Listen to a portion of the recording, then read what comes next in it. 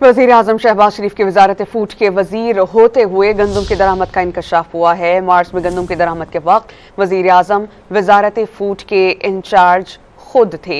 वज़ीर आज़म ने 3 अप्रैल को वफाकी वज़ीर राना तनवीर को नेशनल फूड सिक्योरिटी का इजाफी कलमदान सौंपा था और वज़ीर आज़म ने गंदम की दरामद के मामले पर सेक्रेटरी फूड मोहम्मद आसिफ ओवैस को OSD लगा दिया था। इस पर हम बात करते हैं डॉन न्यूज़ के रिपोर्टर ताहिर शरानी से। ताहिर, बताइएगा आप क्या इत्तलात हैं इस हवाले से आपके पास?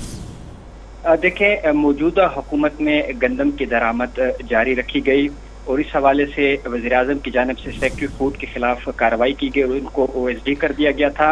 लेकिन अब ये बात सामने आई है कि मार्च में जब शहबाज शरीफ वज़ीर आज़म बना था तो उसके बाद जब गंदम दरामद हो रही थी तो वज़ीर आज़म वजारत नेशनल फूड सिक्योरिटी के इंचार्ज वज़ीर खुद भी थे। तकरीबन 1 माह तक उन्होंने ये कलमदान अपने पास रखा था और 3 अप्रैल को वफाकी वजीर सनत व पैदावार राना तनवीर हुसैन को नेशनल फूड सिक्योरिटी का इजाफी कलमदान सौंपा गया था।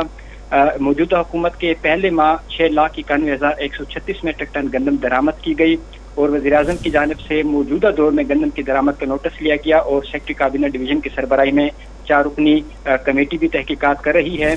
और उसके साथ साथ अब ये बात सामने आई है कि वज़ीर आज़म जब मौजूदा दौर में गंदम दरामद हो रही थी मार्च के महीने में, उस वक्त वो वजारत नेशनल फूड सिक्योरिटी के इंचार्ज वज़ीर खुद थे। जी, बहुत शुक्रिया ताहिर शरानी।